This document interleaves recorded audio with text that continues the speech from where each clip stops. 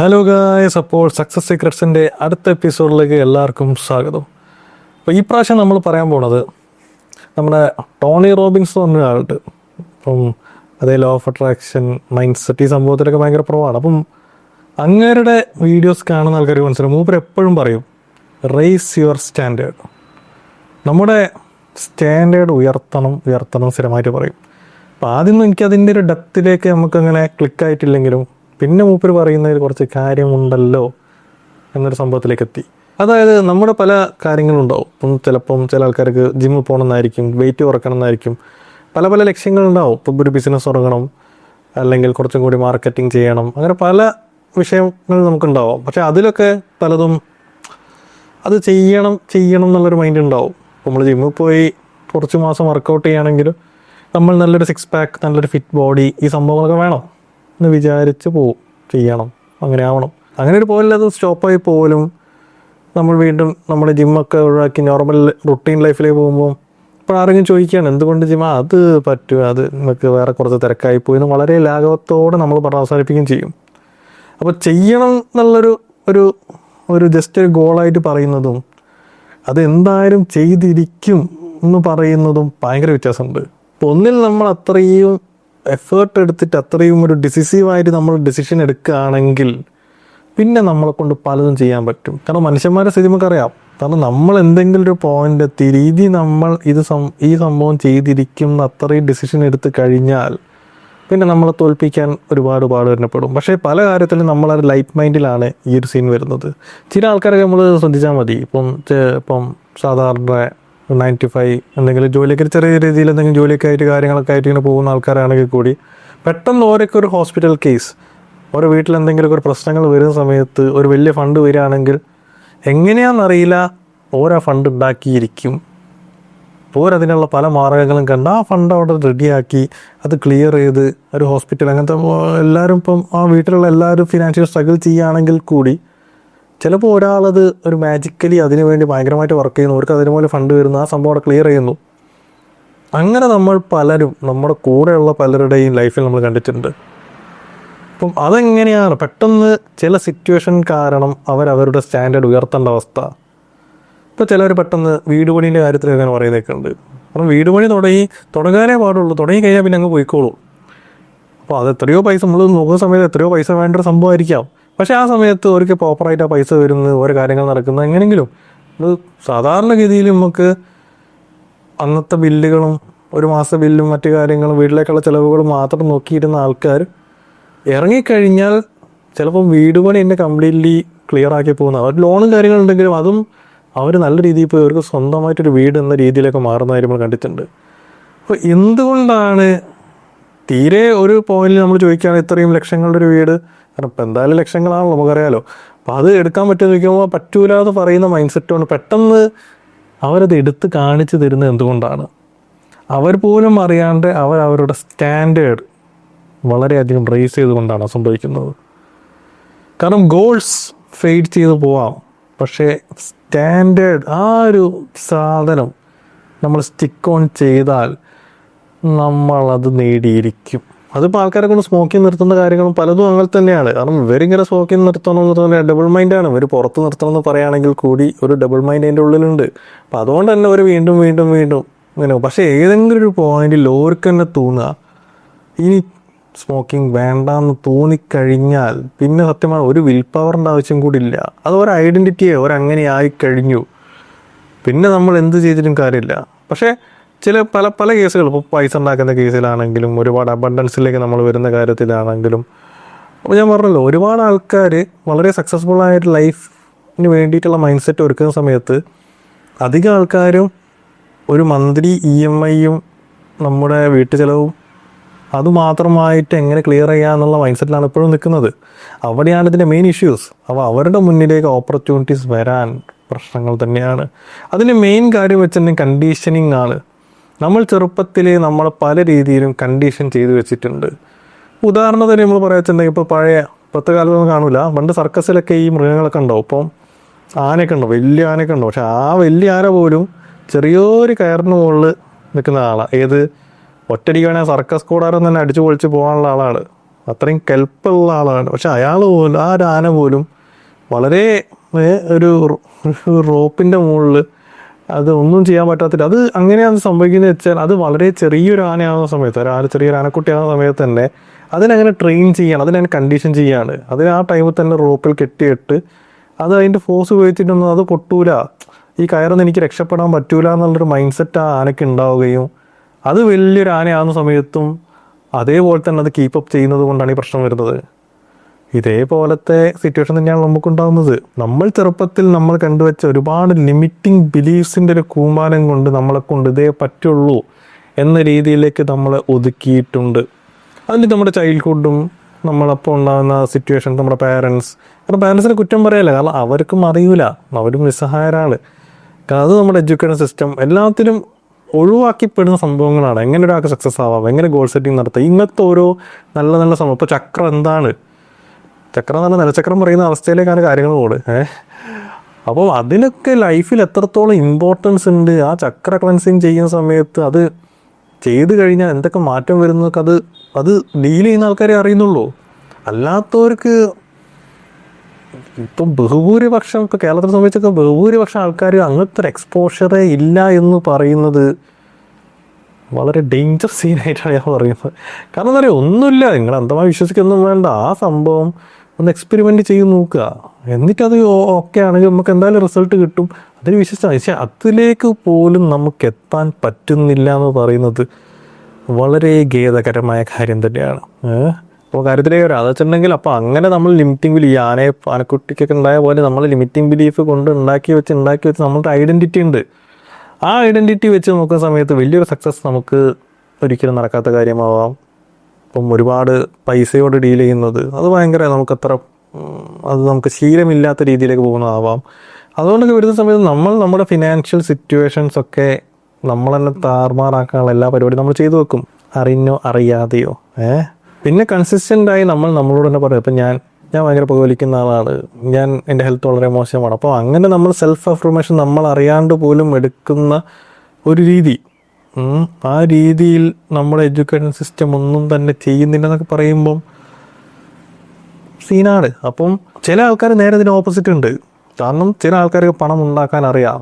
അപ്പം അവരിപ്പം market down ആണ്, അല്ലെങ്കിൽ എന്തെങ്കിലും രീതിയിൽ ഒരു പണമൊന്നുമില്ല, എന്ത് സംഭവം ആണെങ്കിലും അവർ ഈ നേരത്തെ ഞാൻ ആദ്യം പറഞ്ഞ റേസ് യുവർ സ്റ്റാൻഡേർഡ് പരിപാടികളുണ്ട്. ഓർക്കൊരു സ്റ്റാൻഡേർഡ് ഉണ്ട്. അതുകൊണ്ട് ഓർക്ക് എന്ത് സംഭവിച്ചിട്ടുണ്ടെങ്കിൽ ഓർക്ക് പണം ഉണ്ടാക്കാനുള്ള പരിപാടി അറിയാം. ഓരെങ്ങനെങ്കിലും വീണ്ടും ആ ഒരു സൈക്കിളിലേക്ക് തന്നെ എത്തും. സാധാരണക്കാരനും മിഡിൽ ക്ലാസ്സായ ആൾക്കാർ വെച്ചിട്ടുണ്ടെങ്കിൽ എന്തെങ്കിലും സിറ്റുവേഷൻ വരുമ്പോഴത്തേക്കും ഓരോ മൈൻഡിൽ ആദ്യം ഉണ്ട് പണം അങ്ങനെ ഉണ്ടാക്കാൻ പറ്റാതെ, അങ്ങനത്തെ ഒരു ചിന്താഗതിയും മറ്റു കാര്യങ്ങളുള്ള സമയത്ത് അതൊന്നും കൂടി അവരെ ഡൗൺ ചെയ്യിപ്പിക്കാനേ സാധിക്കുള്ളൂ.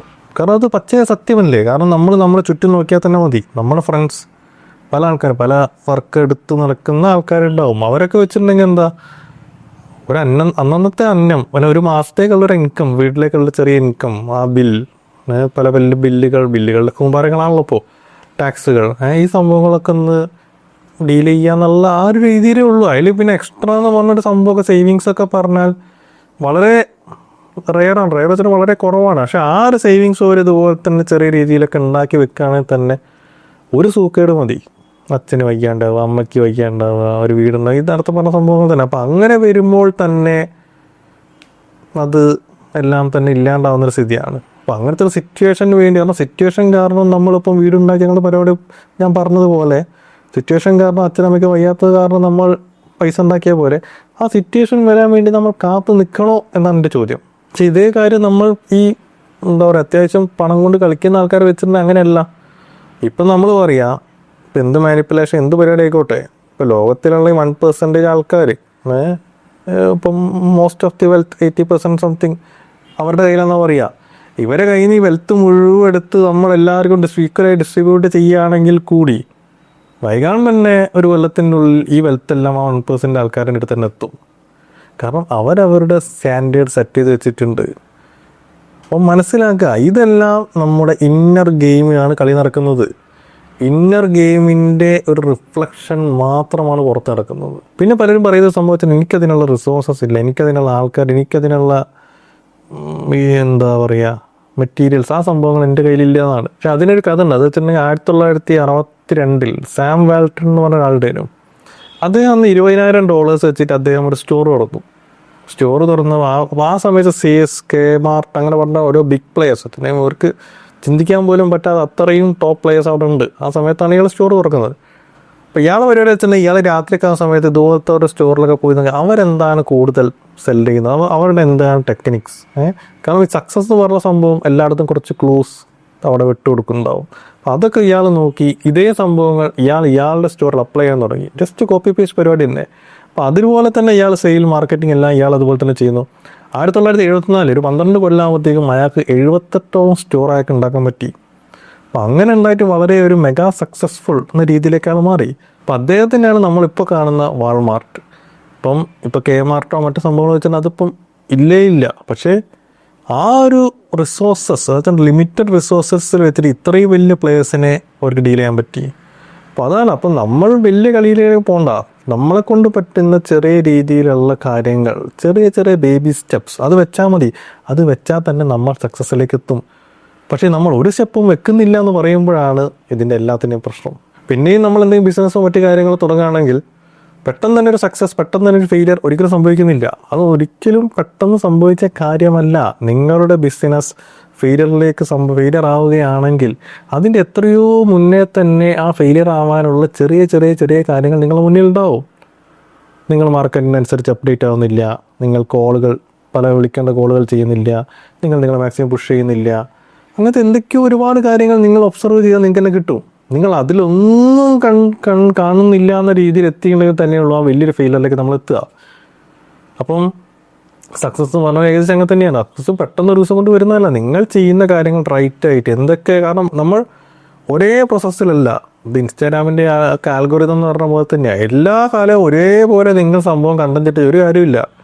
അതിനനുസരിച്ച് നമ്മൾ അപ്ഡേറ്റ് ചെയ്യുക, അതിനനുസരിച്ച് നമ്മൾ ചെയ്യേണ്ട മാറ്റങ്ങൾ വരുത്തുക. അപ്പോൾ അത് നമ്മൾ ഒബ്സർവ് ചെയ്തിട്ട് ഇത് വർക്ക് ചെയ്യുന്നില്ലെങ്കിൽ അതിനനുസരിച്ചുള്ള മാറ്റിയുള്ള ഗെയിംസ് കളിച്ചാൽ അതിന് റിസൾട്ട് വരും. പിന്നെ നമ്മൾ നോക്കുകയെന്ന് വെച്ചിട്ടുണ്ടെങ്കിൽ ഒരു ഹാപ്പിനെസ്, ഒരു റിയൽ ഹാപ്പിനെസ് എന്ന് പറഞ്ഞാൽ അത് നമ്മൾ പ്രോഗ്രസ് ചെയ്യുന്ന സംഭവം തന്നെയാണ്. Progress equals happiness. എല്ലായ്പ്പോഴും നമുക്ക് ചെറിയ രീതിയിലെങ്കിലും നമുക്ക് പ്രോഗ്രസ് ചെയ്യാൻ പറ്റിയെങ്കിൽ, ഒരു റെഗുലർ ബേസിസിൽ നമ്മൾ പ്രോഗ്രസ് ചെയ്യാൻ പറ്റിയെങ്കിൽ നമ്മൾ കുറച്ചും കൂടി അലൈവ് ആയിരിക്കാം. നമ്മൾ ഈ ഗെയിമിലുണ്ട്, ആ ലെവലിലേക്ക് നമുക്ക് മാറാൻ പറ്റും. കാരണം ലൈഫിൽ എപ്പോഴും എല്ലാ കാര്യങ്ങളും ചേഞ്ച് ചെയ്തുകൊണ്ടിരിക്കുകയാണ്. ചേഞ്ച് അല്ലെങ്കിൽ മാറ്റം എന്ന് പറഞ്ഞ സംഭവം നമ്മൾ പിടിച്ചെടുത്താൻ പറ്റുന്ന, അത് മാറിക്കൊണ്ടേ നിന്നോളും. അത് ഓട്ടോമാറ്റിക്കാണ്. അത് നമ്മളെ ബിസിനസ്സിൻ്റെ കാര്യമായിക്കോട്ടെ, റിലേഷൻഷിപ്പിൻ്റെ കാര്യമായിക്കോട്ടെ, എന്ത് സംഭവമാണെങ്കിലും ആ മാറ്റം ഇങ്ങനെ പോയിക്കൊണ്ടേ നിൽക്കും. അതിനനുസരിച്ചിട്ട് നമ്മൾ അപ്ഡേറ്റ് ആയാൽ മാത്രം മതി, നമ്മൾ പ്രോഗ്രസ് ആയാൽ മാത്രം മതി, എന്നാലേ കാര്യമുള്ളൂ. ഓർക്കുക, ചേഞ്ച് ഓട്ടോമാറ്റിക്കാണ്, പക്ഷെ പ്രോഗ്രസ് എന്ന് പറഞ്ഞ സംഭവം ഓട്ടോമാറ്റിക് അല്ല. അത് നമ്മൾ തന്നെ ഉണ്ടാക്കേണ്ട കാര്യമാണ്. കാരണം നമ്മളിപ്പോൾ ഒരു റിലേഷൻഷിപ്പിലൊക്കെ വെച്ചിട്ടുണ്ടെങ്കിൽ ഈ റിലേഷൻഷിപ്പ് എല്ലാം കഴിഞ്ഞ് അവസാനം എത്തുന്ന സമയം, ഒരു റിലേഷൻഷിപ്പിന് എൻഡ് പോയിന്റ് എത്തുന്ന സമയത്ത് നമ്മൾ ബിഗിനിങ്ങിൽ എങ്ങനെയാണോ അവരോട് പെരുമാറിയേ അതേപോലെ തന്നെ നമ്മൾ വീണ്ടും പെരുമാറാൻ പറ്റുമെങ്കിൽ ചിലപ്പോൾ ആ റിലേഷൻഷിപ്പിന് എൻഡ് തന്നെ ഉണ്ടാവില്ല. അത് വീണ്ടും കണ്ടിന്യൂ ചെയ്യുക. അത് വീണ്ടും നമുക്ക് ആ ഒരു പ്രോഗ്രസ്, ആ ഒരു ഇനീഷ്യേഷൻ നമ്മൾ എടുക്കുകയാണെങ്കിൽ നമുക്ക് പലതും നമുക്ക് കൈവിട്ടു പോകില്ല. അപ്പോൾ ആ റിലേഷൻഷിപ്പിൻ്റെ കേസിലുള്ള സംഭവം തന്നെ ആ ഒരു ക്വാളിറ്റി നിങ്ങൾ ബിസിനസ്സിലാണെങ്കിൽ അവിടെയും കണ്ടെത്തേണ്ടതാണ്. നിങ്ങൾ നിങ്ങളുടെ ക്ലയൻസിനോട് വളരെ അധികം പ്രണയത്തിലാവണം, അല്ലെങ്കിൽ ഇഷ്ടത്തിലാവണമെന്ന് പറയാം. കാരണം അങ്ങനെ നിങ്ങളുടെ പ്രൊഡക്റ്റ് അല്ല നിങ്ങളുടെ സർവീസ് നിങ്ങളുടെ കമ്പനീനേക്കാളും കൂടുതൽ നിങ്ങളുടെ ക്ലയൻസിന് ഇഷ്ടപ്പെടുകയാണെങ്കിൽ എന്ത് ചെയ്യും? നിങ്ങൾ എന്തെങ്കിലും ഒരു ക്ലയൻസിന് വേണ്ടി ഉണ്ടാക്കുന്ന ആ സംഭവത്തിന് അത്രയും എഫേർട്ട് നിങ്ങൾ കൊടുക്കും, അത്രയും ബെസ്റ്റ്. കാരണം നമ്മൾ സ്നേഹിക്കുന്ന ഒരാൾ അത്രയ്ക്കും ബെസ്റ്റായ സാധനം അവർക്ക് കൊടുക്കണം, അവർക്ക് ഡെലിവർ ചെയ്യണം എന്നൊരു വാശി നമുക്കുണ്ടാവും. അങ്ങനെ ആ സമയത്ത് ഓട്ടോമാറ്റിക്കലി ആ ക്ലയൻറ്റിന് അത് നമ്മൾ പ്രൊഡക്റ്റ് ഉപയോഗിച്ച് കഴിഞ്ഞാൽ, നമ്മുടെ സർവീസ് ഉപയോഗിച്ച് കഴിഞ്ഞാൽ അതിലൊരു സാറ്റിസ്ഫാക്ഷൻ അവർക്ക് കിട്ടുന്നതാണ്. അങ്ങനെ ആ സമയത്ത് അത് നമ്മൾ പറഞ്ഞില്ലേ, ഇത് ജസ്റ്റ് ഒരു ക്ലയൻറ്റ് എന്താ പറയുക, ഒരു B2C റിലേഷൻ മാത്രമല്ലാണ്ട് അതിലും വലിയൊരു രീതിയിൽ ഒരു കണക്ഷൻ അവിടെ സംഭവിക്കുകയാണ്. അപ്പോൾ അങ്ങനെ വരുന്ന സമയത്താണ് നമുക്കൊരു വാല്യൂ, നമ്മൾ പറയുന്നതിനൊരു വാല്യൂ ആ ലെവലിലേക്ക് നമുക്ക് മാറാൻ പറ്റുക. അപ്പോൾ അതിനെ നമ്മൾ വാല്യൂ ആഡഡ് മാർക്കറ്റിംഗ് എന്നൊക്കെയാണ് പറയാം. അപ്പം അതൊരു കുറച്ചും കൂടി വാല്യൂ നമ്മൾ കൊടുക്കുകയാണ്. നമ്മളിപ്പോൾ എന്ത് സംഭവമാണെങ്കിലും, ഇപ്പോൾ സക്സസ് ആയിട്ട് നിങ്ങൾ എന്ത് സംഭവം തുടങ്ങുകയാണെങ്കിലും അതിന് കുറച്ചും കൂടി വാല്യൂ കൊടുക്കാൻ നിങ്ങൾക്ക് പറ്റും. നിങ്ങൾ ആൾക്കാരെ അത്രയും ഇഷ്ടപ്പെടുകയാണെങ്കിൽ. അപ്പോൾ നിങ്ങൾ നിങ്ങൾക്ക് ഫ്രീ ആയിട്ട് എന്തെങ്കിലും കൊടുക്കാൻ ഉള്ളൊരു താല്പര്യം. ഇപ്പോൾ നമ്മളൊക്കെ വെച്ചിട്ടുണ്ടെങ്കിൽ എന്തെങ്കിലും ഫ്രീ ആയിട്ട് എന്തെങ്കിലും ടീച്ച് ചെയ്യാനുള്ള സംഭവങ്ങൾ, എന്തെങ്കിലുമൊക്കെ ഇൻസൈറ്റ് അവർക്ക് കൊടുക്കാനുള്ള സംഭവങ്ങൾ. അപ്പോൾ അങ്ങനെയൊക്കെ കൊടുക്കുന്ന സമയത്ത് എന്തായി, അതിന് നമ്മൾ ഒരുപാട് വാല്യൂ അവർക്ക് കൊടുക്കും. അപ്പോൾ അത് കൊടുത്ത് അതിലവർക്ക് റിസൾട്ട് കിട്ടുമ്പോൾ അപ്പോൾ അവരെന്നെ നമ്മളെ ഒരു എക്സ്പേർട്ട് എന്ന രീതിയിൽ, ഇപ്പോൾ അവർക്ക് എന്തെങ്കിലും പ്രശ്നം ഫസ്റ്റ് നമ്മൾ വിളിക്കുന്ന ഒരു രീതിയിലേക്ക് നമുക്ക് മാറാൻ പറ്റും. അപ്പോൾ അതാണ് ഞാൻ പറഞ്ഞത്, വാല്യൂ ആഡഡ് മാർക്കറ്റിംഗ് അത് വളരെ ഇമ്പോർട്ടൻ്റ് തന്നെയാണ്. പിന്നെ നമ്മൾ ശ്രദ്ധിക്കേണ്ടത് വെച്ചാൽ ക്ലാരിറ്റി ഈസ് പവർ. ക്ലാരിറ്റി വെച്ചാൽ നമ്മൾ ക്ലിയർ ആയിരിക്കണം, നമ്മൾ എന്താണ് വേണ്ടത്, നമുക്ക് എന്താണ് വേണ്ടത്. അങ്ങനെയൊക്കെ നമ്മൾ ക്ലാരിറ്റി കൊടുക്കുകയാണെങ്കിൽ സംഭവിക്കുകയെന്ന് വെച്ചിട്ടുണ്ടെങ്കിൽ നമുക്ക് അതിലും നല്ലൊരു മെഷീൻ നമുക്ക് ഇവിടെ ഉണ്ട്, നമ്മുടെ ബ്രെയിൻ. അപ്പോൾ മൂപ്പർക്ക് അറിയാം എന്താണ് നിങ്ങൾക്ക് വേണ്ടത്. കാരണം നിങ്ങൾക്ക് തന്നെ ഒരു ക്ലാരിറ്റി ഇല്ലെങ്കിൽ മൂപ്പർക്കും ക്ലാരിറ്റി ഒന്നും ഇല്ല. അപ്പോൾ നിങ്ങൾക്ക് ഓട്ടോമാറ്റിക്കലി പറയാം എനിക്ക് വേണ്ടത് ഇതാണ്, എനിക്ക് സംഭവിക്കേണ്ടത് ഇതാണ് എന്നുള്ളൊരു വ്യക്തമായ ക്ലാരിറ്റി നിങ്ങൾ കൊടുത്തു കഴിഞ്ഞാൽ നിങ്ങളുടെ ബ്രെയിൻ അത് ഏറ്റെടുക്കും. ഈ ബ്രെയിൻ എന്ന് പറഞ്ഞാൽ ഏകദേശം ഒരു സെർവോ മെക്കാനിസം, ഒരു ബോംബ് പോലെ തന്നെയാണെന്ന് വേണം പറയാം. ഈ മറ്റേ ഇതുണ്ടല്ലോ, ചില മിസൈലൊക്കെ വിട്ടിട്ടുണ്ടെങ്കിൽ അത് നമ്മുടെ ഈ ഒപ്പോണൻ്റ് എങ്ങോട്ട് പോയിട്ടുണ്ടെങ്കിൽ അതിൻ്റെ പിന്നാലെ ഈ മിസൈൽ പോയിട്ട് അതിന് പൊട്ടിക്കും. അതുപോലത്തെ ഒരു പരിപാടി നമ്മൾ ബ്രെയിനും ഉണ്ട്. ബ്രെയിനിൽ വെച്ചിട്ടുണ്ടെങ്കിൽ നമ്മളിപ്പം എന്തെങ്കിലും നമ്മുടെ ഒരു പുതിയൊരു കാർ എടുത്ത്, എന്തെങ്കിലും ഔട്ട്ഫിറ്റ് എടുത്ത്, ഏതെങ്കിലും ഡ്രസ്സ് എടുത്ത്, അങ്ങനെ ഒരു സമയത്ത് നമ്മൾ പുറത്തിറങ്ങി കഴിഞ്ഞിട്ടുണ്ടെങ്കിൽ ആ കാർ എവിടെ കണ്ടിട്ടുണ്ടെങ്കിലും അത് നമ്മൾ ഓട്ടോമാറ്റിക്കലി റെക്കഗ്നൈസ് ചെയ്യും. കാരണം ബ്രെയിൻ അങ്ങനെ ഒരു പരിപാടി ഉണ്ട്. ബ്രെയിൻ വെച്ചിട്ടുണ്ടെങ്കിൽ ബാക്കി എല്ലാ കാര്യങ്ങളും റിജക്റ്റ് ചെയ്തിട്ട് നമ്മൾക്ക് വേണ്ട കാര്യങ്ങൾ മാത്രം മുന്നിൽ കാണിച്ചു തരും. ഈ സിങ്ക്രോണിസിറ്റി 11 പരിപാടിയൊക്കെ ഉണ്ടല്ലോ, അതൊക്കെ ബ്രെയിൻ്റെയും ഒരു കളികൾ അതിൽ പെടുന്നുണ്ട്. അപ്പം അങ്ങനെ വരുന്ന സമയത്ത് നമ്മുടെ ബ്രെയിൻ നമുക്ക് വേണ്ടത് എന്താണെന്ന് ക്ലിയർ ആയിട്ട് കൊടുത്തു കഴിഞ്ഞാൽ അതിന് വേണ്ടിയുള്ള എല്ലാ ഇൻപുട്ടും നമുക്ക് തരാൻ തുടങ്ങും. അത് നമ്മൾ ഒരുപാട് കൂടെ ഹെൽപ്പ് ചെയ്യും. അപ്പോൾ സത്യം പറഞ്ഞാൽ അത് നമ്മുടെ ബ്രെയിനിൽ റെറ്റിക്കുലർ ആക്ടിവേറ്റിംഗ് സിസ്റ്റം RAS ഞാൻ എൻ്റെ പല വീഡിയോസിലും പറഞ്ഞിട്ടുണ്ട്. അപ്പോൾ അതാണ് സത്യം പറഞ്ഞാൽ ഡിറ്റർമിൻ ചെയ്യുന്നത് എന്താണ് നിങ്ങൾ നോട്ടീസ് ചെയ്യേണ്ടത്, എന്തൊക്കെയാണ് നിങ്ങൾ ഇഗ്നോർ ചെയ്യേണ്ടത്. അപ്പോൾ അതിലേക്ക് നിങ്ങൾക്ക് വേണ്ട സംഭവങ്ങളാണ് ഇടുന്നതെങ്കിൽ മൂപ്പർ അത് വ്യക്തമായിട്ട് ചെയ്യും. പകരം നിങ്ങൾ ദുരന്തവും കഷ്ടപ്പാടും പോവർട്ടി കോൺഷ്യസ്നസ് എടുത്ത് വെച്ചിട്ടുണ്ടെങ്കിൽ മൂപ്പർ അങ്ങനത്തെ സിറ്റുവേഷൻസ് നിങ്ങളെടുത്ത് അട്രാക്ട്. അത് തന്നെയാണ് ഒരു പോയിന്റിൽ ലോ ഓഫ് അട്രാക്ഷൻ എന്ന് പറഞ്ഞാൽ അട്രാക്ഷൻ എന്ന രീതിയിലും ഒരു സയൻസ്, ഒരു യൂണിവേഴ്സ് ആ ലെവലിലേക്ക് മാറുന്നത്. അപ്പം അതിലേക്ക് ഞാൻ ഇപ്പോൾ കിടക്കുന്നില്ല. അപ്പം നിങ്ങൾ ഡിസൈഡ് ചെയ്യുക നിങ്ങൾക്ക് എന്താണ് ആവശ്യം, decide what's most important to you. അങ്ങനെ ആയിക്കഴിഞ്ഞാൽ നിങ്ങളുടെ ബ്രെയിൻ അതിൻ്റെ പിന്നാലെ പോയിരിക്കും. അപ്പോൾ ഇപ്പോഴത്തെ സിറ്റുവേഷൻ തന്നെ ഒരുപാട് കാര്യങ്ങളുണ്ട്. നമ്മുടെ ഹെൽത്ത് ഉണ്ട്, നമ്മുടെ ഫിനാൻസ് ഉണ്ട്, നമ്മുടെ അങ്ങനെ ഏത് സംഭവത്തിലും നിങ്ങൾക്ക് എവിടെയാണോ സ്ട്രഗിൾ ചെയ്യുന്നത്, എന്തിലൊക്കെയാണോ നമുക്ക് വ്യക്തത വേണം, അതിന് വേണ്ട ഒരു വ്യക്തത, ഒരു ക്ലാരിറ്റി, ഒരു വിഷൻ നിങ്ങൾ ഉണ്ടാക്കിയെടുക്കുക. അങ്ങനെ ആയിട്ടുണ്ടെങ്കിൽ ഒരു ഡിസൈഡ് ഔട്ട്കം എന്താണ് വേണ്ടതെന്നൊരു ക്ലാരിറ്റി നിങ്ങൾക്ക് കിട്ടിക്കഴിഞ്ഞാൽ അതിനൊന്ന് ചെയ്യേണ്ട ചില റിച്വൽസ് എന്ന് പറഞ്ഞ പരിപാടിയുണ്ട്. റിച്വൽസ് എന്ന് പറഞ്ഞാൽ നമ്മൾ സ്ഥിരമായിട്ട് അതിന് വേണ്ടി ചെയ്യുന്ന പ്രാക്ടീസ്. അപ്പോൾ നമുക്കൊരാഗ്രഹമുണ്ട്, ആഗ്രഹം ഭയങ്കര സെറ്റപ്പാണ് ഒരാളൊറ്റ കാര്യമില്ല. അതിനെന്താണ് സ്റ്റെപ്പ് 1, സ്റ്റെപ്പ് 2, സ്റ്റെപ്പ് 3. അപ്പോൾ അത് സ്ഥിരമായിട്ട് നമ്മൾ കൺസിസ്റ്റൻ്റായി ചെയ്യുന്ന സമയത്ത് നമുക്ക് റിച്വൽ എന്നൊക്കെ പറയും. റിച്വൽ എന്ന് പറഞ്ഞാൽ ഇപ്പോൾ ഈ അമ്പലത്തൊക്കെ ചെയ്യുന്ന പരിപാടി തന്നെ. ഫസ്റ്റ് തന്നെ ഗണേശ മൂപ്പരെ പ്രാർത്ഥിച്ച് വിഘ്നങ്ങളൊക്കെ മാറ്റി ഇങ്ങനെ ഒരു റിച്വലാണത്. എന്നിട്ടാണ് ഒരു എനർജി ക്രിയേഷനിലേക്ക് നമ്മൾ എത്തുക. അതുപോലെ തന്നെ നമ്മൾ ഡെയിലി ചെയ്യേണ്ട കാര്യത്തിലും ഈ ഒരു റിച്വൽ ഫോർമാറ്റ് വേണം. നമ്മൾ ചെയ്യേണ്ട കാര്യങ്ങൾ എന്താണോ, നമുക്ക് വേണ്ട ഔട്ട്കം എന്താണോ അതിനനുസരിച്ച് നമ്മൾ ഡേ 1, ഡേ 2, ഡേ 3 ചെയ്യേണ്ട ഒരുപാട് പ്രോസസ്സ്, അതാണ് നമ്മുടെ റിച്വൽസ്. അപ്പം അത് നിങ്ങൾ ഇന്ന് തന്നെ സ്റ്റാർട്ട് ചെയ്യുകയാണെങ്കിൽ അതൊരു മൊമെൻറ്റം ഉണ്ടാവുന്നതാണ്. മെല്ലെ മെല്ലെ മെല്ലെ അതിനൊരു ആക്ഷൻ കിട്ടുന്നതാണ്, ഒരു എനർജി കിട്ടുന്നതാണ്. പകരം നമ്മളത് എല്ലാം മനസ്സിലുണ്ട്, പക്ഷെ നമ്മൾ ആക്ഷൻ എടുക്കുന്നില്ലെങ്കിൽ അത് പ്രശ്നമാണ്. പലരുടെയും പ്രശ്നങ്ങൾ തന്നെയാണ്. നമുക്കൊരു പുതിയ ലൈഫ് വേണമെങ്കിൽ ജനുവരി 1 ആവട്ടെ, ജനുവരി 1 വരെ വെയിറ്റ് ചെയ്യുക, അതിൻ്റെ ആവശ്യമില്ല. ഇപ്പോൾ തന്നെ നിങ്ങൾക്ക് തുടങ്ങാം. തുടങ്ങിക്കഴിഞ്ഞാൽ അതിനൊരു മൊമെൻറ്റം കിട്ടും. ആ മൊമെൻറ്റത്തിൽ നമുക്ക് പല കാര്യങ്ങളും സക്സസ്സിലേക്ക് എത്താം. അപ്പോൾ അവസാനമായിട്ട് മനസ്സിലാക്കുക, ജീവിതത്തിൽ 2 തരം പെയിൻ ഉണ്ട്. പെയിൻ ഓഫ് ഡിസിപ്ലിൻ അല്ലെങ്കിൽ പെയിൻ ഓഫ് റിഗ്രറ്റ്. ഈ പെയിൻ ഓഫ് റിഗ്രറ്റ് വളരെയധികം വെയിറ്റ് കൂടുതലാണ് എന്ന് തന്നെയാണ് സത്യം. പെയിൻ ഓഫ് ഡിസിപ്ലിന്, കാരണം ഡിസിപ്ലിൻ വെച്ചാൽ ബുദ്ധിമുട്ടുള്ള കാര്യം തന്നെ. പക്ഷേ അതിൻ്റെ പെയിൻ നമ്മൾ അവസാനം നമ്മൾ മരണക്കിടക്കെ കിടക്കുന്ന സമയത്ത് ഒന്നും ചെയ്തില്ലല്ലോ എന്ന് പറയുന്ന റിഗ്രറ്റിൻ്റെ പെയിനേക്കാളും വളരെ കുറവ് തന്നെയാണ്. അപ്പോൾ അതിനുവേണ്ടി കാത്തു നിൽക്കാതെ choose the pain of discipline over regret. ഇന്ന് തന്നെ തുടങ്ങുക. നിങ്ങളുടെ ഫ്യൂച്ചർ സെൽഫ് നിങ്ങളോട് നന്ദി പറഞ്ഞിരിക്കും.